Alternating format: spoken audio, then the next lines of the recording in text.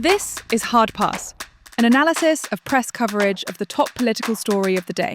White House correspondent Brian Karam and university journalism professors Dr. Michael Myra and Dr. Mark Mederson host Hard Pass. In this episode, Full Court Press, we look at the limitations on the press the White House announced on Friday. Here's Aaron Westfall of Fox News discussing the new restrictions with Politico's Aaron Pellish. One other thing I want to hit with you before we go. I was reading a piece that you wrote saying that members of the media who cover the White House will no longer have free access to an office in the West Wing used by communications staff. That's according to the Trump administration. They said this yesterday in its latest move to rein in the press corps. What are you learning about the press's access to the West Wing? What used to be allowed that will no longer be allowed? Yeah, so this is what may seem on paper as a relatively marginal decision. It was not released with a bunch of fanfare the way some Trump policy positions are. But for those who cover the White House will know how significant this is. Traditionally, the White House has allowed reporters to enter, obviously, the briefing room, which are televised, which many of your viewers will be familiar with. White House reporters are also allowed to enter a couple offices in the West Wing where communication staff sit to get information or to ask questions or to take meetings with White House officials. There are two of those offices. One of them is referred to as lower press, where a lot of lower level communication staff sit. Another one is upper press, where Press Secretary Caroline Leavitt, Communications Director Stephen Chung, their offices sit. And that is a little bit further into the West Wing with some adjacency to the Oval Office. Starting today, reporters will no longer be allowed to enter upper press due to what the White House is citing as national security concerns. Communications Director Stephen Chung put out a tweet last night saying that he has caught White House reporters recording audio and video in offices where sensitive materials were located. He's caught reporters entering restricted areas of the West Wing. He's claimed that he's caught reporters eavesdropping on private meetings and ambushing cabinet secretaries coming into for private meetings in the offices. And they're trying to restrict reporters based on those reasons. But this is broadly in line with what we've seen across the administration as a restriction on press access to the White House, to the Pentagon, to other administration buildings. The White House earlier this year sued the Associated Press, attempting to block the Associated Press from entering White House events after the Associated Press did not comply with the administration's executive order to change the Gulf of Mexico to the Gulf of America. And AP won a lawsuit reversing that decision, but they're still banned from White House events because the White House is appealing that decision into higher courts. And then earlier this month, of course, Austin, you'll remember the Pentagon forced a bunch of the Pentagon press corps people, forced all Pentagon press corps reporters who were reporting inside the building to agree to not report on information that wasn't explicitly authorized to be released to the public. And virtually every news outlet in Washington did not agree to those terms and then was forced out of the building. And obviously the president has a very hostile relationship with news media in Washington and has filed several personal lawsuits against ABC News, the New York Times, CBS News, the list goes on and on. So this is a furtherance of that hostility to the Washington media. I'm Mark Mederson, journalism PhD and assistant professor of electronic media at Texas State University. Welcome to Hard Pass. With me, as always, Dr. Michael Myra, journalism PhD, assistant professor of communications at the University of Wisconsin-Milwaukee. Michael, tough loss for the Lions. You doing okay?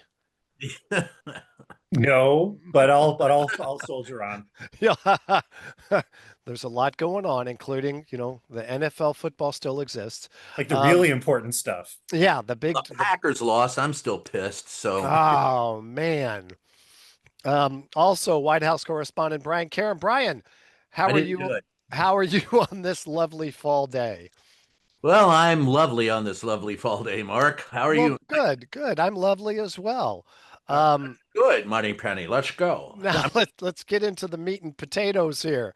So we generally talk about news coverage of the big political story of the day, but occasionally we talk about a big story that we believe the media are missing. And that's where we begin today. We generally run a television news story at the beginning of the podcast that's about the story. And I guess we can get an idea of how this thing is really not being covered, because when I went looking for that story online, there was only one video story that I was able to find, and that was the one you saw earlier from Fox. So that's one of the few video stories about this administration's restrictions on the press in the White House. Brian, this is a big deal. From your perspective there in the White House press corps, why does this matter? Well, first a comment on not seeing it. I remember the movie Broadcast News. If we didn't report it, I guess it never happened. So we are not reporting on our own demise inside the White House. This is just another, it started when Donald Trump came in for his second administration. He immediately decided to determine himself who could be in the press pool that was traditionally left up to the White House Correspondents Association. The White House took that over. They took over deciding who would get in what seats in the White House. There is a peer review of that going on right now. Donald Trump will probably decide for himself, or his minions will. And then this is just another case of Trump trying to clamp down on anybody who would say anything or criticize him in any way. Remember, he came out and said if you make fun of him or make a joke at his expense, he believes that should be illegal. So having real honest to God reporting inside the White House is not what he wants, and that's reflected in what you see. I know a lot of people want to condemn reporters for not asking decent questions of this administration, and I am chief among them. However, the cause of this is not the reporters themselves, who are merely paid to be there. They're the companies who own them, and Donald Trump, who has them supplying fealty to him.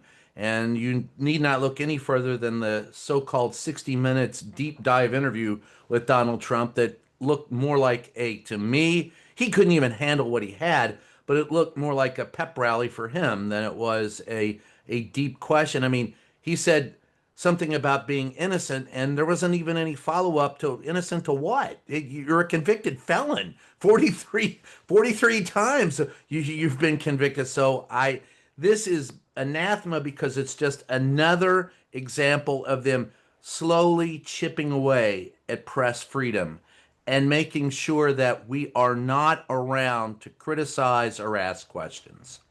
Well, and this is the second time. It started over at the Pentagon when they were doing this same sort of thing, and I guess you can sort of get away with this if you frame it as a security issue, that they're No, trying to you protect can't. security. Okay.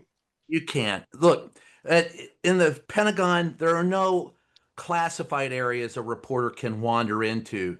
If you did, you'd be tackled and thrown out of the building like that.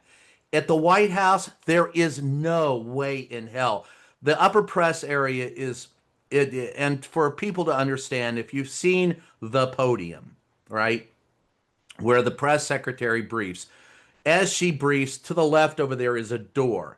That door takes you directly into the lower press area, where there are two offices and one, two, three, four, five, six to eight desks. Very small area of about 150, 200 square feet. And they're the wranglers, and the lower press people who release press releases will sometimes tell you who's researching what. They're the lowest of the press, and then you walk out of their press staff, and as you walk in that door, that's the lower press area. If you walk in that door, immediately to the left is another door. You walk out that door and go up a ramp. There is a Secret Service agent sitting right there. And 5 to 6 feet away is the entry to the Oval Office, and there is a Secret Service guy waiting right there. And then there is to the left the diplomatic room, and it's locked. There are stairs downstairs. The Secret Service agent sitting right there will tackle you if you walk down there. And then up at the top of the steps, instead of going into the Oval, if you make a right, is the press secretary's office. That's another small area. You can't eavesdrop. You can't see. Nobody sends sensitive material down to the comms office. If there's sensitive or classified material in your communications office and it's left open, you've got bigger problems than the press. My friend, your administration is a sieve. You're safe. You have a better chance of seeing classified information in the Mar-a-Lago bathroom than you do in the comms office because of all the people that go in and out of there.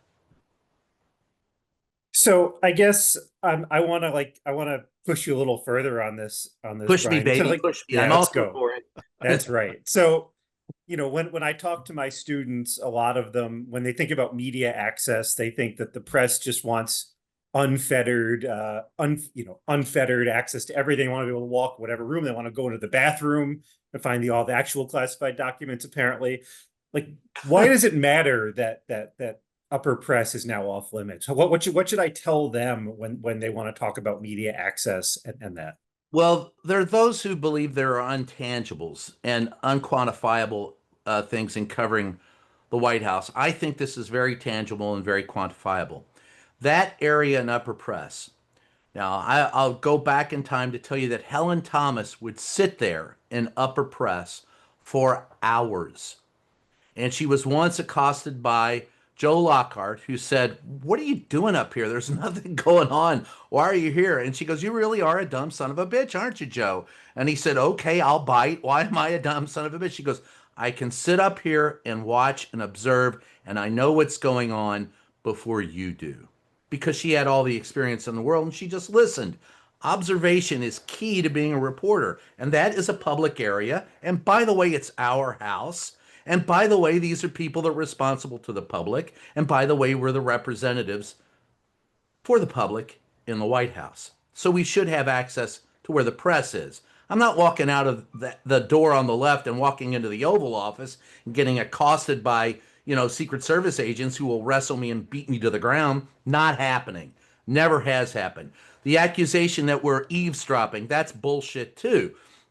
Because if you're standing there waiting to talk to the press secretary, there's always 6 to 8 people in this very confined place. And if you actually first of all, I've stood there in the hall, you can't hear crap. But I can hear the president screaming 30 feet away in the Oval Office at Rance Priebus for not turning down the thermostat. That I can hear, and I'll guarantee you that's one of the reasons why they don't want us there, because he's going off his meds more often. They don't want us to hear him screaming, but we can't hear behind those big, thick doors what the hell she's talking to somebody about, and nobody is sticking their ear up like this going, "Oh, what's going on?" You'd get kicked out of there for that. But the real reason why that office is important is because we will go up there and strike up conversations and we'll run into people who have been into the Oval Office. It's an area where it's probably the most conducive area in the White House for building relationships. And people that have relationships with their sources and can talk to them leads to better communication, which leads to better news coverage, which is what's important for the nation.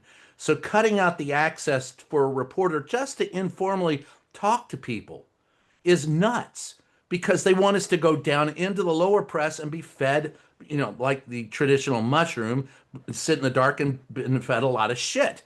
That's all they want. The fact is, the one thing that was said right about it, they gave us this eviction notice saying that we stand up there and sometimes talk to cabinet members. We harangue them. No, we don't. They're coming out of a cabinet meeting or they're coming out of the Oval, and you go, "Hey, Mr. Kennedy, when you get a chance, I'd like to ask you a question." "Sure, let's go outside and talk." Or, "I can't talk right now. Here's Bobby, my contact guy." But it's the ability for them to know who you are and connect with them as human beings. That's the most important part of the upper press area. That's what they call an intangible, but I call it a very tangible. You want shitty coverage of the White House, and then you want to blame us for it? That's what he's doing. And by the way, the idea that there are people eavesdropping or sneaking photos, the only people up there anymore are the sycophants. So what are you telling me? You're going to ban the far right? Because the professionals, the guys who have been doing this job for a long time, and by the way, there are very few of us left doing it, we know not to walk downstairs and into, the bullpen. We know not to walk into the Oval Office. I know what a Secret Service agent looks like. I like most of them. They're very, very kind guys. But there's no way in hell we're going to challenge for what? For the chance to go, "Mr. President, I love you, or Mr. President, you suck. That's not it. The fact of the matter is they just want to eliminate all interaction between the press and our sources. And a reminder for those who say, oh, that's good, you all are rude. These people work for us. We have every right to ask them what the hell they're doing and why. And if the only chance you can get to do that is in an informal setting outside of the Oval Office, so be it. So while this restriction of the press is ordered by the administration, we believe is a way to hamstring press coverage.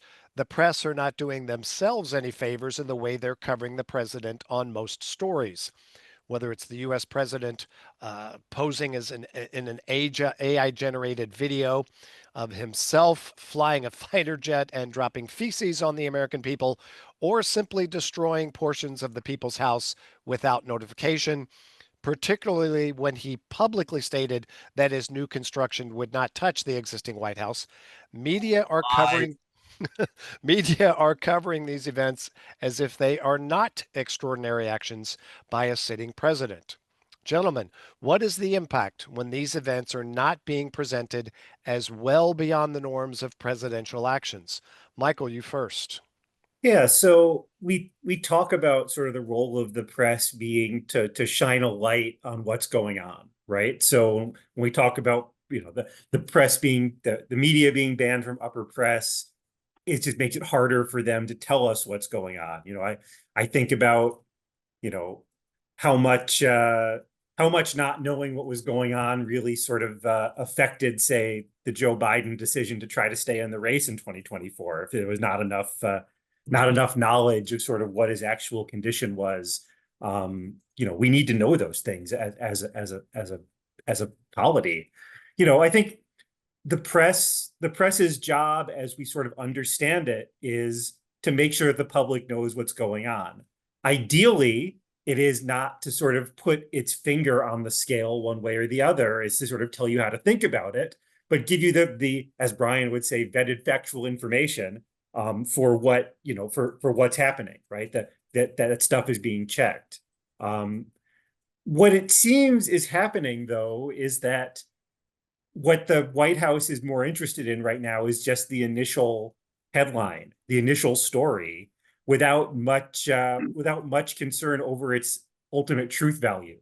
What they want is the initial headline. What they want is something that they can point to kind of push off commentary for the next 15 minutes, so they can get sort of a round of stories and chyrons on Fox, and then move on to the next thing. I think it's really hard. Again, we come back to this point over and over again.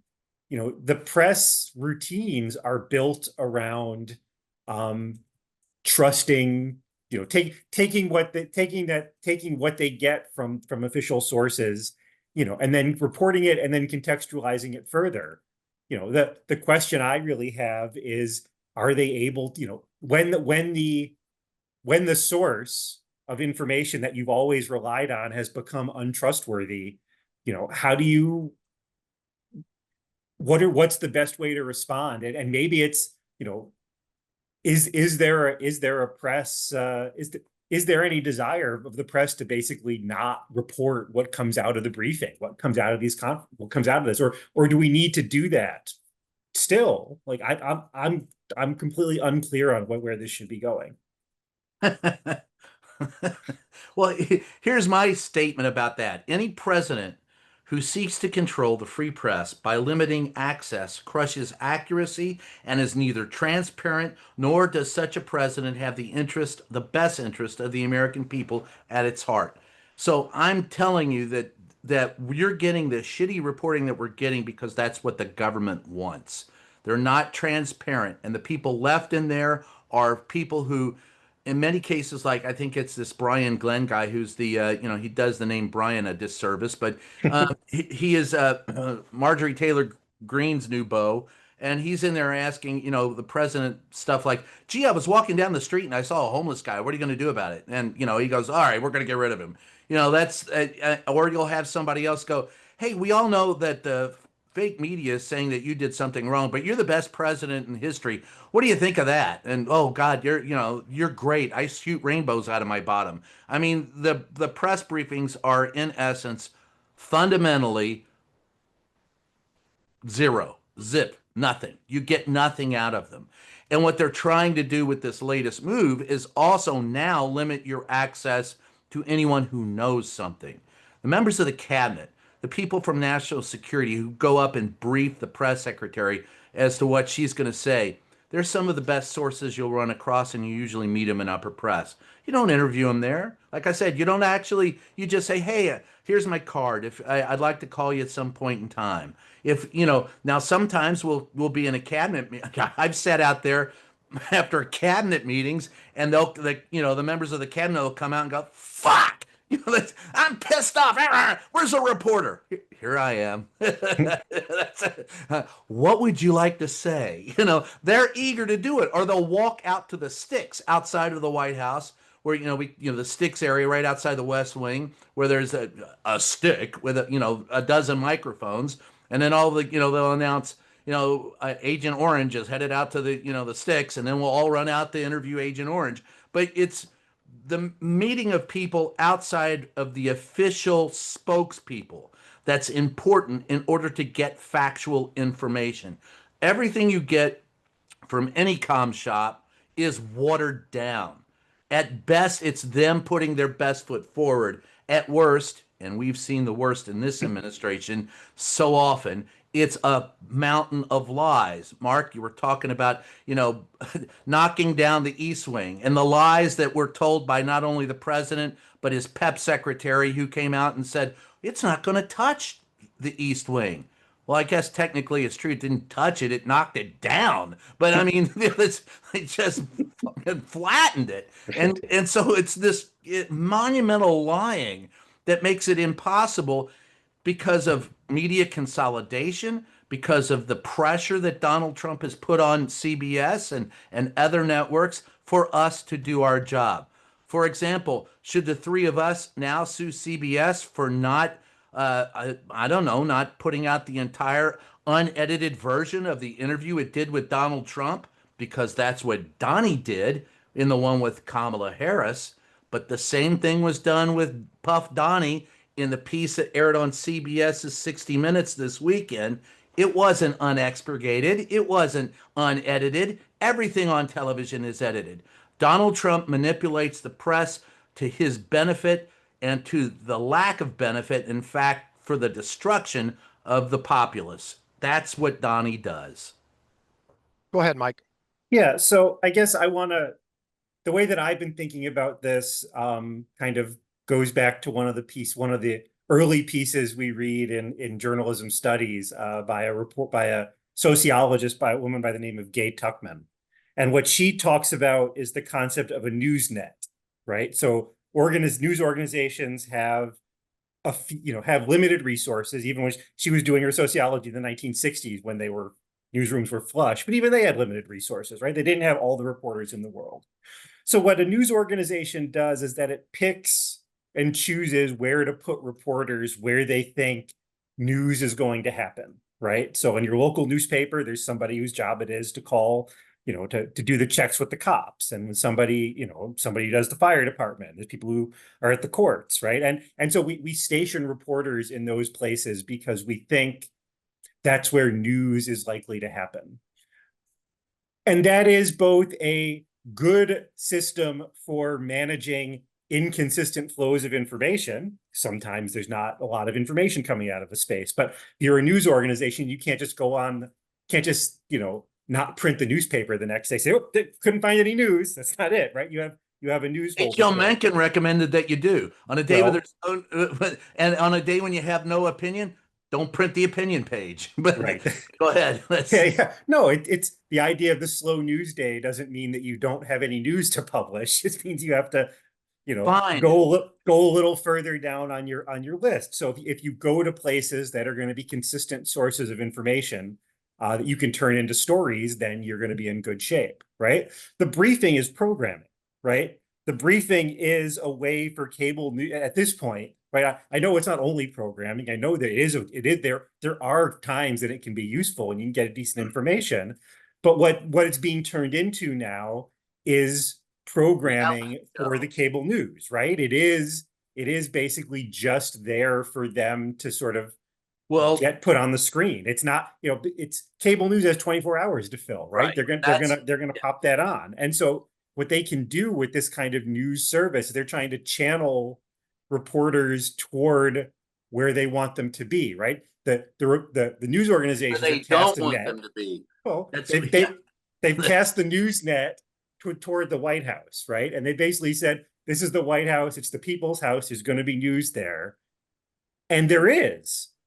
But what they're, but this news management on the part of the White House is basically, we're trying to produce only specific prescribed levels of content by limiting access to sources, by trying to channel everything through the briefing, by not caring whether what we say is true or not, right? Or sort of saying what we can do to win this conversation, get the headline we want, because it's going to run for half an hour and there'll be chyrons and it'll be shared. Chyrons are the lower third little thing that shows up on the bottom of the screen when you're watching cable news.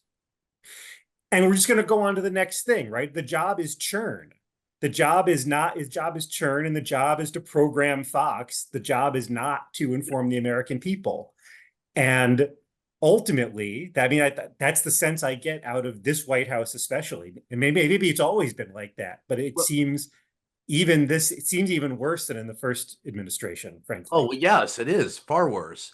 But I would take issue with a couple things. I don't think it's that we assign where news is likely to happen. We do, but most of the time, when I'm sitting in newsrooms, it's holding government accountable. So it's assigning reporters to the beats where the government interacts with citizens in their life, or where sports happens in our life, or where hey, the really important stuff. Yeah, the really important stuff, sports.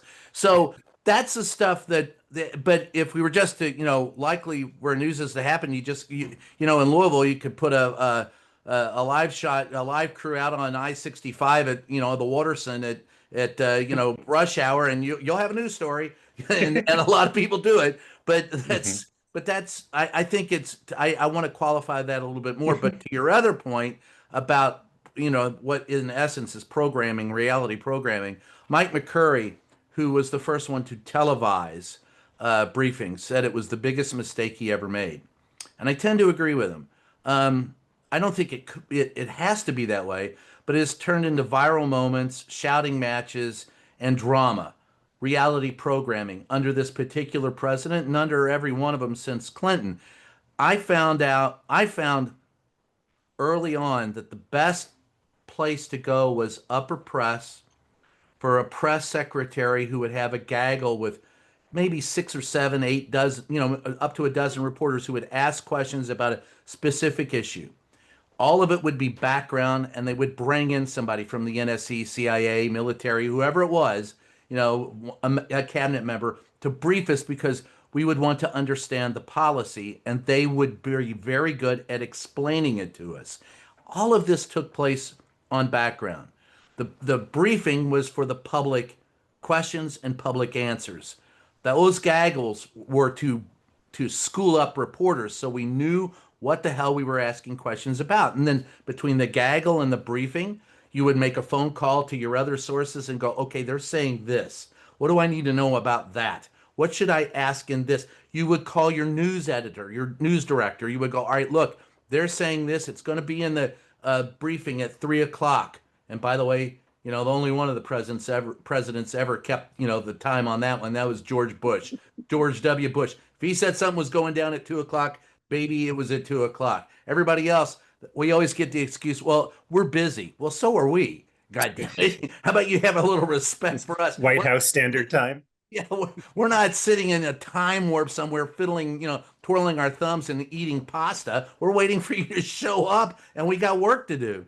So to your point there is a problem with the briefing, and there always has been a problem with the briefing. What this administration is doing is giving you only the briefing, the shallowest of shallow. And this is the president who claims he is the most transparent in history. And in one way, he's right. He's a lying sack of shit, and he shows that to you every day. Yeah, Well, one of I just want to I want to like say that I think that televising press conferences is the worst thing in the world, frankly. Michael Curry would agree with you. Yeah, Yeah. yeah, I said, and I would, I'd say this, coming from a sports background, right? That basically, when you watch a post game and there's like a brief moment of tension, like that happens between sources and press, and the same in the White House. Like there should be that tension, right? These two people, their work brings that they bump into each other in their work, but it's different jobs. That's It's fine, not right? personal, it's But right. professional. And then it turns into, press secretary schools reporter, or reporter stumps press secretary, or Oh, all yeah. of this, And right? then we get accused of wanting to, I got accused because I asked a question one time. You just want to be on TV. And I'm going, no, I really don't. I can do without the death threats, but damn it, this is my job. I go back to, it was during the Reagan administration and his press secretary who came out, Larry Speaks, who said, don't tell us how to stage the news. We won't tell you how to report it. And this administration has swept that clean for screw you, print what we want. And that's it. Well, if you remember when Sarah Palin was asked about what she reads, and she couldn't come up with anything, that became a gotcha question, right? And so now everything since then it's gotcha questions. Um, Brian, you mentioned briefly there this idea of this speech being illegal by Seth Meyers now. So we've kind of gone across the late night hosts. What is it? Perhaps we're talking sort of smack here about the press. Um, is it that maybe the late night comedians and Saturday Night Live and potentially South Park are actually telling the story better than the press? Have I gone too far with that? No, I think that's it. What you're touching on is something that's really crucial. There's many ways to tell a story. There's many ways to get facts out there. We do it in one fashion. A satirist, a comedy, a comedian, uh, and of course a late night talk show host does it in another fashion. And it's okay for all of them to exist. In fact, they should all exist because you need more than just one source for your information. In fact, what if you missed the news that day? You turn on at night, there's Seth Meyers going, oh, what a pansy this guy's. And you go, whoa, what happened? What'd I miss? And then you want to go back to it. The same thing with comedy.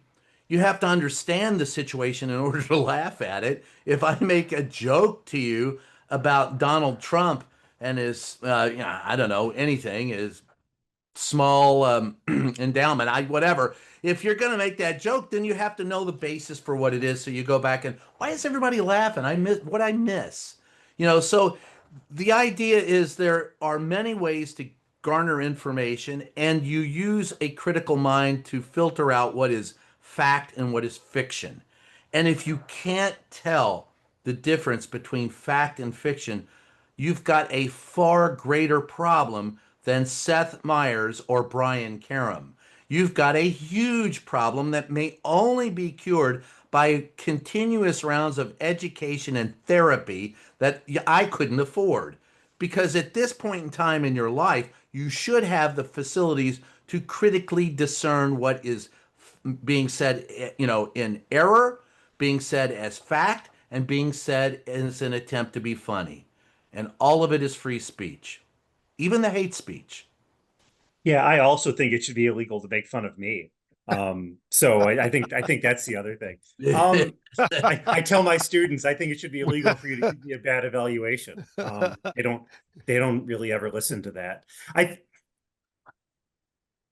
really sort of, the idea that like the president can sort of make these demands, the fact that we're not just all laughing at him is pretty Oh, I stunning do to that me. too. I mean, no, I but laugh at him every day. like There's no it way I really is.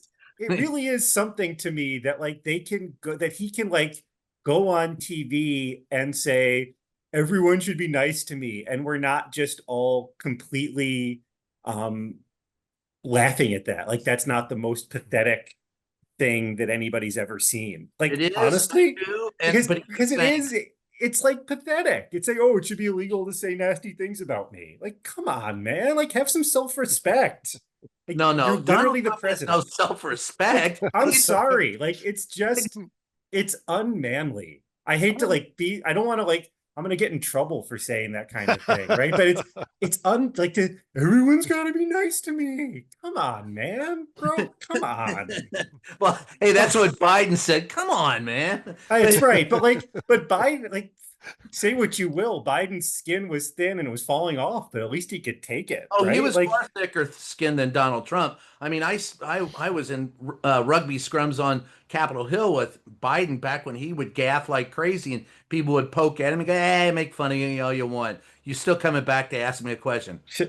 Well, you're right. Okay, so that's, he had right. a pretty stiff spine about it. And as I've said, if you want to make fun of me, I mean, I've had some of the insults tossed my way. I've had people who love me who've said worse. So I just encourage people to get better at the insults. You fat fuck. I'm going, I've lost weight. Get over yourself.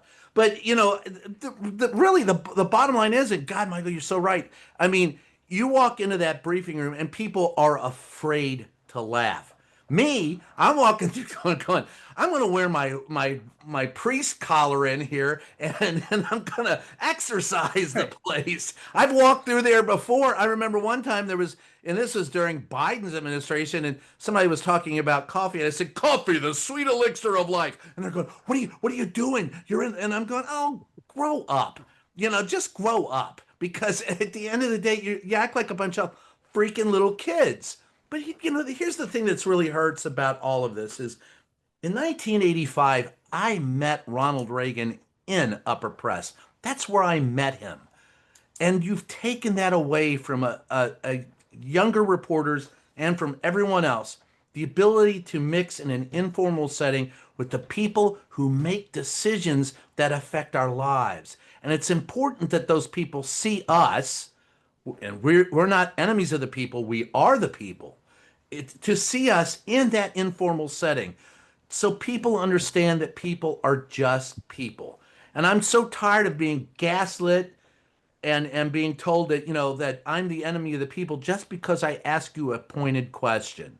Like the one that pissed Trump off the most was when I asked him, I said, "You keep saying that you're a law and order president, why do you keep breaking the law?" And he just shook his like a kid, like a 2-year-old kid. I told him, if they bring this guy in here, nothing but trouble. And he tried to get rid of me because I asked him a question. And that wasn't a gotcha question. It was a legitimate question. He had been, good Lord, he got convicted. He's 43 convictions. The man's a convicted felon. And they want to tell us that he's right about everything. Yeah, it just strikes me as a guy who wants to be seen as like the reassertion of American toughness. And he's not. Like it's like interpersonally squeamish at somebody making a joke about him. Like honestly, like it's the thing that I find the most, the lack of a sense of humor about yourself is probably the worst quality that anybody can have, just like on an interpersonal level. And I do not like to psychoanalyze these guys, right? They're there to do a job for us as citizens. But like, come on, dude. Like just chuckle, dude. Some of this stuff is funny. Yeah. Like, seriously. Like that's the thing about this. Like, it's interesting to cover what's happening with the press, but like the thin-skinnedness of it all just drives me up the wall. Like it just like this is supposed to be tough. This is what people think is like tough and brave. Like what are you talking about? If you cannot handle a reporter asking you a tough question, how can you handle Vladimir Putin or Xi Jinping? I'm sorry, you can't, or even your bestie boyfriend in North Korea. I'm sorry, folks, but that's our job. And if you can't handle us, you can't handle the real tough stuff. And as they say in the comedy, it's okay to punch up, but it's not a good thing to be punching down. Thank you for saying that. Yes. So, all right, guys. Certainly hard to try to keep up with everything that is happening in our world at this moment. Our goal is to try to help you have a better understanding of at least some of those things. And now, Fiona, do you think Brian, Michael, and I are outside of what might be considered the prescribed societal norms? Mark, indeed you are, but in a good way. And for the listeners, in an attempt to follow the podcast norms, please hit the like and subscribe. Until we meet again on another edition of Hard Pass, please be careful, be nice, and be well.